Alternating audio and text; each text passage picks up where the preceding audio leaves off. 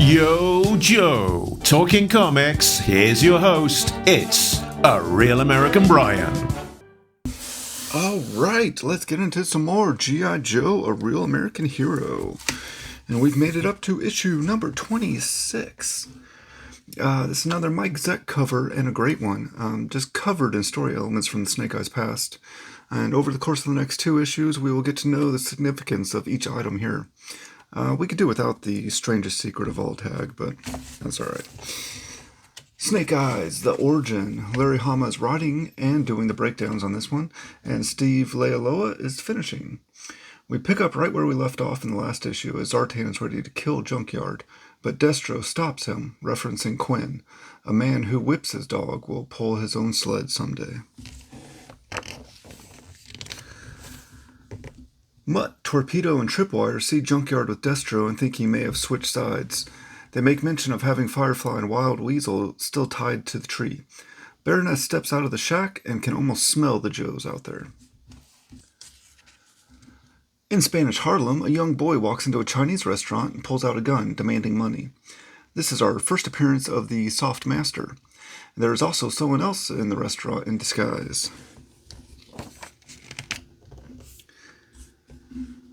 The Soft Master carries on a conversation with the young man with the gun pointed at him, then quickly reaches out and takes it away. He offers him $50 for the gun and takes it. Snake Eyes pops up from behind his paper with his Uzi, encouraging the boy to take the deal. Soft Master tosses the gun into a crate full of guns and tells Snake Eyes it happens a couple times a month. As he closes up, he references knowing Snake Eyes for many years. Back in the pit, the Joes are trying to figure out the significance of the Arashikage tattoo. Stalker walks in and tells them he has seen that tattoo 10 years ago in Southeast Asia with the LRRP unit. He begins recalling the unit's remaining 3 members trying to get out. Stalker taking point, Tommy, a Japanese-American kid with an unpronounceable last name, and Snake Eyes, the mystery man. This is the first time we see the LRRP unit in the comic. Snake Eyes warns the others something is behind them. Tommy stops Stalker from shooting the man, then pulls out his bow and puts an arrow through him, making no noise at all. The 3 men got clear of the valley and waited for the ride out of there. Tommy was talking about joining his family business and telling Snake Eyes there was a spot for him there. Snake Eyes kept looking at the picture of his twin sister. It was his good luck charm. As long as he had it, nothing bad would happen to him. The helicopter arrived and Stalker got on. Snake Eyes stayed at the tree line covering for them. Suddenly, someone started firing at them and Snake Eyes went down. Stalker ordered Tommy to leave him. The helicopter was in danger, but Tommy dropped his bag and ran back for Snake Eyes. Stalker and the helicopter gunner and pilot started laying down covering fire. Tommy picked up Snake Eyes and carried him back, dodging bullets the whole way. There were 2 or 3 platoons all zeroed in on Tommy, and he never got hit.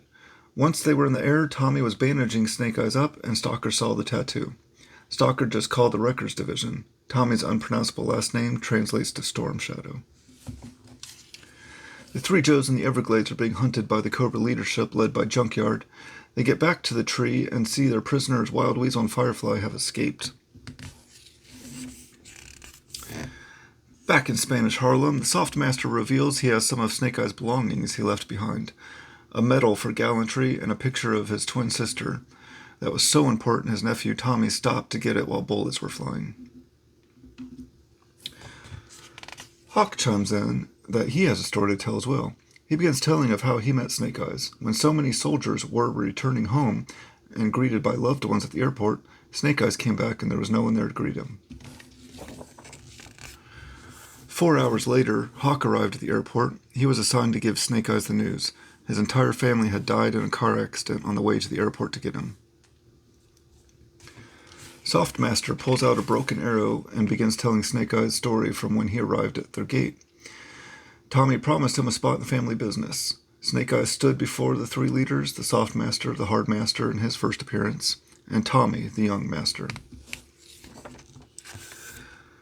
Of course they were ninjas, and by joining them, Snake Eyes would lead a life of rigorous training, intense concentration, and danger. 2 years passed, and there was a day when Snake Eyes would match swords with the young master. Hardmaster turned away before the fight began. He knew Snake Eyes had won. But the young master cut Snake Eyes' sleeve, taking the victory. Snake Eyes had let him win to save face.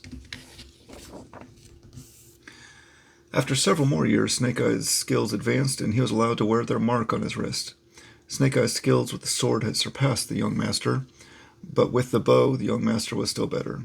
He could hit targets unseen beyond the wall, because he had the ear that sees. Snake Eyes didn't like that the only way to hone that skill was to kill, and it became a wedge between the friends. Snake Eyes began to become more and more favored by the Hardmaster. One day while training, he asked Snake Eyes how he would react being made the heir to the family business in place of the young master. Snake Eyes refused. The Hardmaster continued training Snake Eyes. The only counter to the ear that sees is a form called donning the chameleon's mantle. Disguising the natural sounds you make, you become another person. He began imitating Snake Eyes, and an arrow flies through and hits the Hardmaster. The Soft Master rushed in and saw Tommy running out of the gate with his bow. He assumed in pursuit of the intruder, until he saw the arrow. The young master's treachery was on full display. As the Hardmaster was dying, he said, "My nephew is not to blame. Do not punish him.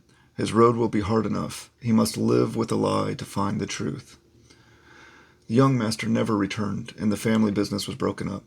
They learned of a ninja working for Cobra calling himself Storm Shadow. They believe he was the one that shot the arrow. But it wasn't intended for the Hardmaster. The mantle of the chameleon fooled the shooter. They were intending to hit Snake Eyes. In the Everglades, the Joes are tracking their lost prisoners while also running from the Cobra leadership. Junkyard is leading the Cobras to the Joes, but tricks them into jumping into quicksand.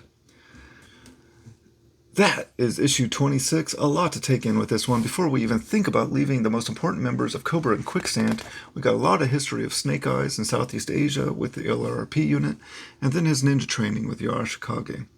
My favorite panel from this issue is the Hardmaster. As he's dying, passing his wisdom on as he sees Tommy's path and knows what he will have to go through. This issue was packed full of information. I'm going to give it 5 flag points. I didn't want to stop turning pages. That is issue 26. Knowing is half the battle, and now you know. Subscribe so you don't miss out on the next video where we get into the second part of this story. You've been watching a Real American Brian production in association with the letters G, I, and JOE.